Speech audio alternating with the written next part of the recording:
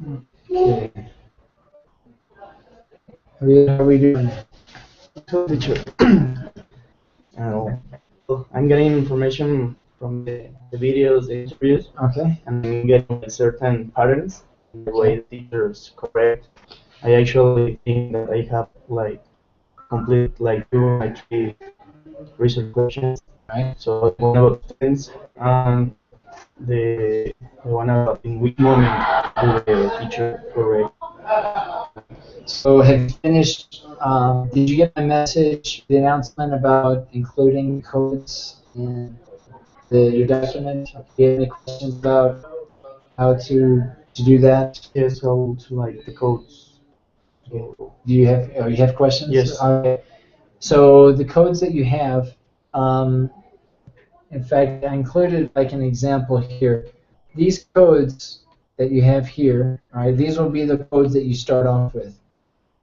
So this is an outline kind of backwards to how you actually developed this. So you probably started with these individual codes here, then you generalized those into what I later called last week, or when we were together last, I called categories. Okay, and then categories go to themes. Well, here they're using different words, but basically you want to have this type of structure in your a document that shows how you analyzed the codes that you used to analyze your data. So I would start with codes, and then if you want to generalize to subcategories and then move on to categories, that's the same idea. That's what we talked about before. Um, so that's what you need to include, just a document in an outline form of the categories, subcategories, and the codes that you used in your analysis. So for example, when I was doing the observations, I was like I think categorizing like teacher is doing like correct a direct correction. So Right. in the correction. So it is more or less like to divide like the information into different categories. Yeah, so you probably had, when you finished, you had a list of codes. You probably looked at a certain group of codes, 2, 3, 4, 5 codes. All those codes are direct feedback or just a general category. Okay. All right. These other set of codes fall into this category, and so on. And these categories, you probably maybe you can generalize even further. And I think I call them themes. Here they're calling them categories, subcategories, but it's the same idea. You want to probably generalize like twice, going from codes to a general subcategory using this terminology, and then generalizing those subcategories into one category. And maybe you finish with each category or 3 categories, right?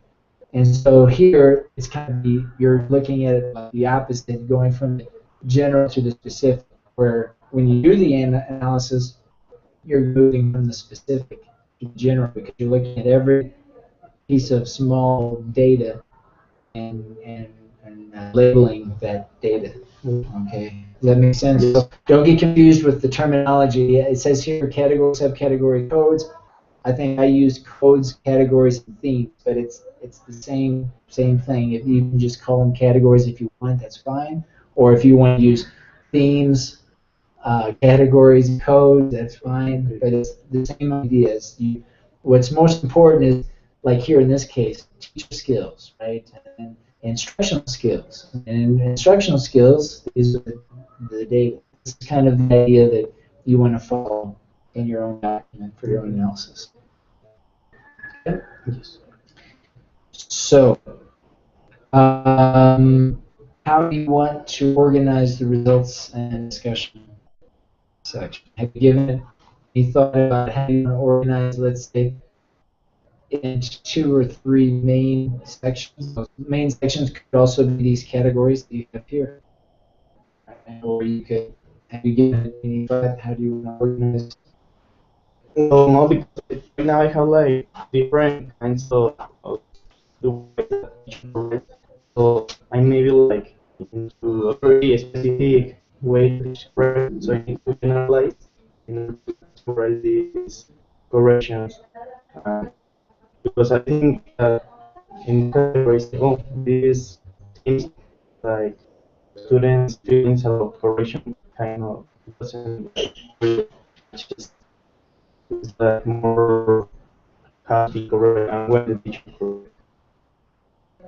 Okay. You're saying that you don't think that the student's perspective Well, or right now I don't know how to include in a team or in a category like how teacher because how your research questions were, I mean, you have some research questions on like the techniques, right? The yes. teachers use to correct or to get feedback, right?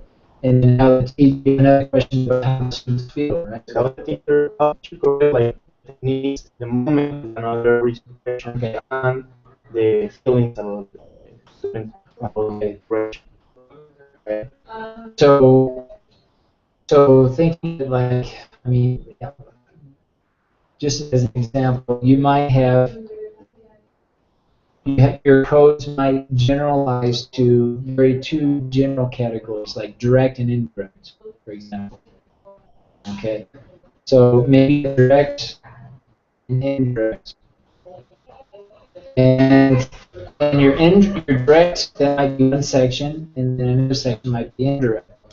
Direct, direct, you might talk about the what is specifically what types of direct feedback and when, because that's part of your research questions. When did they do it?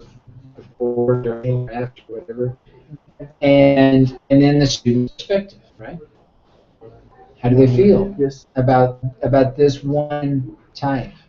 And I don't know how many direct examples you're going to have, but each direct you talk about the what, the when, the how do they feel, and then maybe it's another one, what it is, when do they apply it, how do the students feel? See, Okay. and this is all about direct. And then you move on to indirect and do the same thing. What is it? What label is it? When do they apply it? How do the students feel? I see. Okay. And throughout your discussion, you're constantly comparing and contrasting. It's kind of a, big compare and contrast essay looking at the differences. So, when you talk about, let's say you have two direct examples, that second example, you're talking about the what, the when, and the student's perspective, but you're also comparing to what you just mentioned. When you talk about any of the indirects, you're also going to be talking and comparing what you've already mentioned before for them. So it's kind of layered. You're adding information, you're kind of comparing and contrasting and analyzing it throughout. And you're not going to be able to analyze everything with everything, but you have to find those moments where it's important to compare it to other things that you've already mentioned, not just within the same paragraph, but from other sections that you've already mentioned. So Because that it's all kind of aligned. It's not just separate, isolated things that you're making relationships, right? there's like a something very simple, peculiar that it's like contrasting and comparing the teachers and the students' perspective about everyone. The students, Okay, so yeah, you had teacher and student. Okay, yes, because students want to be corrected all of the time. okay. All right, so as an example, direct and teacher, student.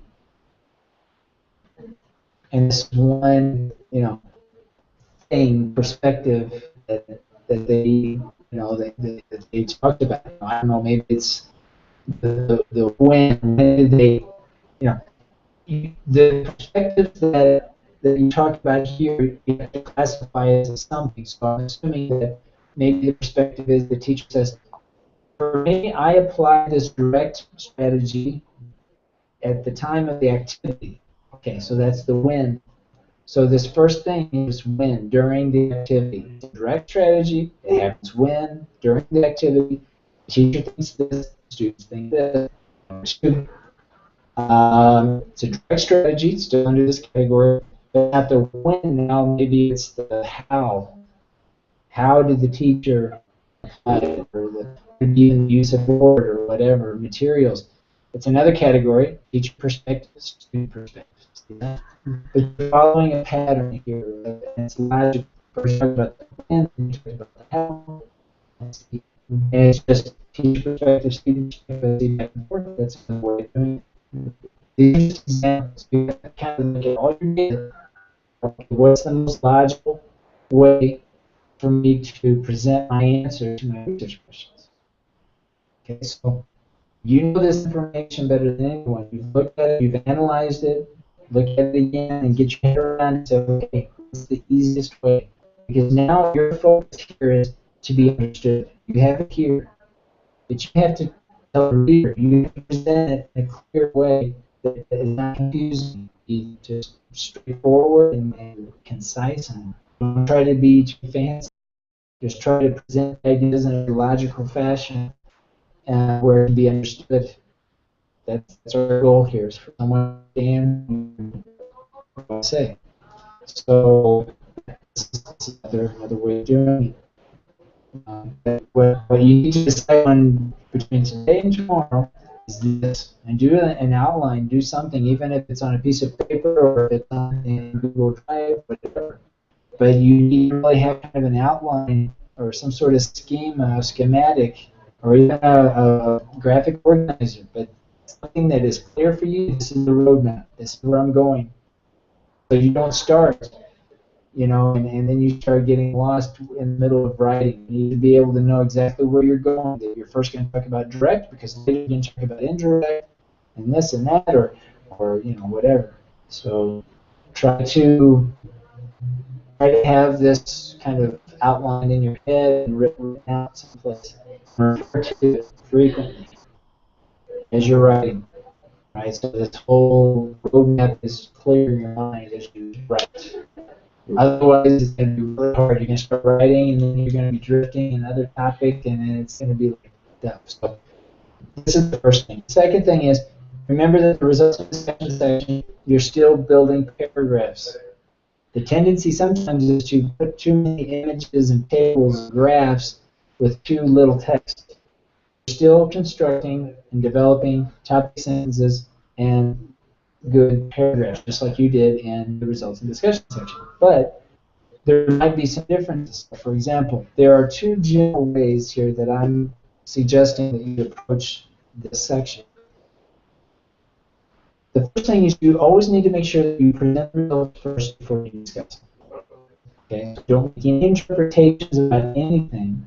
Don't quote any famous author until you've presented your results. Your job first is to present the results. And you can do this in two ways. Generally, in two ways. So the first is develop a topic sentence and develop your paragraph. And in that paragraph, you talk about the results only, your findings. And you talk about your findings triangulating the information using a combination of your data sources. For example, your questionnaires, any interviews, any observations, any documents that you analyzed. Those are different data sources. So whatever topic that you talk about in that first paragraph, one topic, you want to try to at least use 2 out of 3 or 4 data sources available. Don't use only one data source. I think we talked about that before. Even if you think it's really important, super cool, interesting information you want to include in there, if you only have an interview and you have other data sources to complement that, leave it out. Ideally, we want to have 3 data sources, but if you only have 2 and it's important, then that's fine. Go ahead and use them. You want to try to use at least 3 so you can triangulate the information. You have your results. So maybe you talk about some results from your questionnaires. Questionnaires are coming from direct quotes. Use a lot of direct quotes. Then maybe you present some findings from your observations about that one thing. And you have maybe a questionnaire that talks about that one thing. It's all about that one topic, that one piece of that one concept. In the next paragraph, you again present a topic sentence, and then you discuss what you just interpret your findings. This is not when you talk about what you feel about this, just talking about what you presented here. Don't talk about anything else, just talk about what you presented. It's all about present, discuss. present a finding, your interpretation. I see. And that's how you're going to go through this whole section. First the results, then your interpretation. So in this case, the first full paragraph are your results. The second paragraph, you're interpreting. That is your discussion. This is where you include your quotes. And don't confuse with what we talked about with the literature review with the direct quotes being evidence, because they were evidence.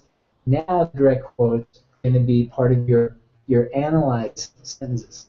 So in this example, this first paragraph, all your results, you're basically using evidence. All the evidence sentences are not coming from your own findings, no citations. You're just your evidence. You might have a citation if it's an interview, if you want to put personal communication, it's fine. But it's all your data. The second paragraph is your discussion, and this is where you give your interpretation. What does it all mean?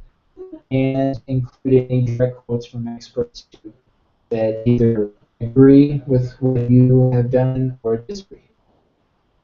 And then you follow along that pattern. The next paragraph, continue on. Now you talk about something else, another results. Okay, try to incorporate those different data sources. Avoid having like one paragraph all direct quotes, direct quote, direct quote, direct quote, and then all of your observations, and then at the very bottom, questionnaires. Divide up your ideas based on concepts and take it bit by bit. First concept, interview, observation, questionnaire. Next idea, interview, questionnaire, observation. Okay, now that's one way to do it. The second way to do it is to, in one paragraph, include a little bit of data, your interpretation, a little bit of data, your interpretation, a little bit of data, your interpretation, and then end with linking sentence. All paragraphs should have a linking sentence. All paragraphs should have a topic sentence. In this case, now you're mixing the evidence, the results, and the discussion in this one paragraph. And then you go to the next paragraph. And you can mix these two approaches. All right. It all depends on how much evidence you're talking about, right? It all depends on what's easy to understand. Always ask yourself, when somebody reads this, what's easier? Would it be easier for them if I explain it, all the results in one paragraph and then discuss it? Or would it make more sense to, in one paragraph, talk about the results and then discuss paragraph and then the results and discuss? Okay. At the end of the day, you need to have a good balance between results and discussion. You don't have too many results, not enough discussion, and vice versa. That's the big thing. So these are two general approaches that you can follow here, thinking in terms of paragraphs and paragraph development. And use your images, your tables, your graphs to complement what you're talking about, not vice versa. So again, it's easier, I think, to develop the text first and then insert the images as you need it. If you say, well, I have a lot of data here, it's easier to present the table and then talk about the table, that's fine. But you still need to follow this idea of result and discussion. Okay? So, what do you think? Well, first of all, the tables and images. Is it like really necessary to have like tables and images? Because I would prefer to use like more text to explain than tables. The, I mean, yeah, you don't have to use images, okay? Just as long as when somebody reads it, and if it gets really confusing, you could say the same thing a lot easier just putting a table and discussing a few things from the table. I mean, that's the criteria to answer that question. Okay, it's not, yeah, there's no problem putting it all in text, but you need to look at it and realize somebody has to understand this. And if you find yourself like, think, oh, I'm going to have to describe all this stuff, it's going to be complicated. When I can just put a table, side-by-side comparison, and then discuss it, well, then you have to make that judgment. Right. So there's no problem to do that. When you start reading it, make sure that it's easy to follow. That's the thing, and it's clear. Yeah, and then remember that 2,500 words are going to go like that. Really. And once you have all this How many figured words? out, 2,500, 2,500 words. So I mean, it sounds like a lot, but you've got tons of information here that, and you're going to have to be selective. There's going to be information you're not going to include, and you're going to be surprised, and you're not going to be able to talk about it. 2,500, you only have 2,500 words in the sense that you're going to have to take some data out. So, and that's normal. That's what you should do. You don't feel like you have to just cram it in there just because you have it. It has to be, answer research questions, and it has to be logical and interesting. Try to include the most interesting pieces of information that you have. And if you find interpretations, if you're going back and forth, this is how you want to organize your data. Start with the least interesting, or maybe you start with what they had in common, and you finish with differences. I mean, that would be logical, right? You start with what they agreed on. The teachers and students all felt the same here, and here, and here, and then all of a sudden you change to now they have different perspectives. Right? And probably the different perspectives comes later, but they had in common. It seems to me to make more sense because it would be a little bit more interesting. Oh, they have a different perception. At the beginning, they did it. Right? That's what you have to kind of think about. In this case, you're going from the least important to the most important. So just try to get your head around the data and how you want to organize your data. Really spend time working through this from start to finish. The organization. It can be an outline, it can be a schematic map, whatever works for you.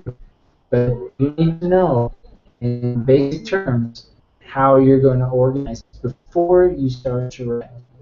Right? Because otherwise, again, it's going to be it takes longer. You may think it takes longer to do this, but it really doesn't, because when you start writing, you're not going to have to go back and make big structural changes. It's really hard to spend a lot of hard work writing up something, and then you have to go back and make structural changes. And what I mean by that is not so much verb here, preposition here, we're talking about whole chunks, and it gets hard, really hard. So, look this over. If we need a discussion, you want to talk about this again before you start writing, that's fine. But make sure this is clear in your mind before you start writing. Okay. So go ahead and start that up, and anytime anything you upload there that you want me to look at, if you do an outline up here that helped you, that's fine. But also corresponding here in Google Drive as we've done. So either send me an email, or look at something that comments in Google Drive, or come by my office if it's something that a little bit more serious than you feel like you need to look at as far as the organization.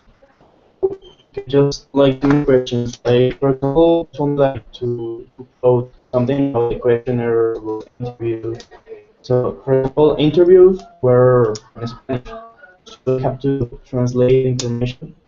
Yeah. So the direct quote in Spanish, and then you're going to translate it in parentheses in English. So I have to like in Spanish. And you're in English. Yeah. About the like putting like an author. It's like necessary like to have like maybe for each one of the data like Not necessarily. I mean, it's like better like this way. it depends on how you're organizing your ideas here. So I would almost need to see the topic. So I would say like the main topics, each of the main topics, try to have some quotes there to support it. But I don't think, for me personally, for every data source, so. So like here's like important the data that I collected and Yeah, I mean, try to include some quotes, but don't feel like you have to do it like every content. okay. Necessarily. It's just gonna go in when you read it. And I'll work with you on this. And if I feel like you need to have a quote, I'll let you know. But just try to. It's kind of a balance thing. And so for me, so I almost need to see kind of how you want to organize your thoughts. So just leave it at that, and you do your best to include what you need. And as you do it, if you know at that point send me a message if you think, "Well, do I need another quote here or something?" I'll make that. I can get the comments. So it's hard to give you kind of a clear cut answer there. So just start writing up, and we'll kind of see how this. I'll work with you on that as you develop your works. Okay. Alrighty. Any other questions? So, I sent everyone another announcement, and I changed the due date for the final paper from the 23rd of May to the 22nd. So just letting everybody know, we're not going to be in class. There's no class on the 23rd. I wasn't thinking about that. So it's going to be one day before. So you have 4 days basically to finish the abstract and the conclusion and introduction. So just to mark that on your calendar before 2 o'clock. It is important. That's so it's going to be from May 23rd to May 22nd. 22nd? Second. Okay. Yeah, it's one day before. So Okay, that's good. it'd be like on Thursday instead of Friday. So we'll still have all the until Thursday since we won't have class on Friday. Because on the next Monday we start our presentations. So I want to have everything on that week. And so it's basically one day before. Okay. All right. Yes. So okay. So Javier, hang in there, and let me know if you run into any problems. Okay. And we'll keep at it. Okay. Very good, teacher. All right. Thank you. Hang in there. We'll see you later. See you. See ya.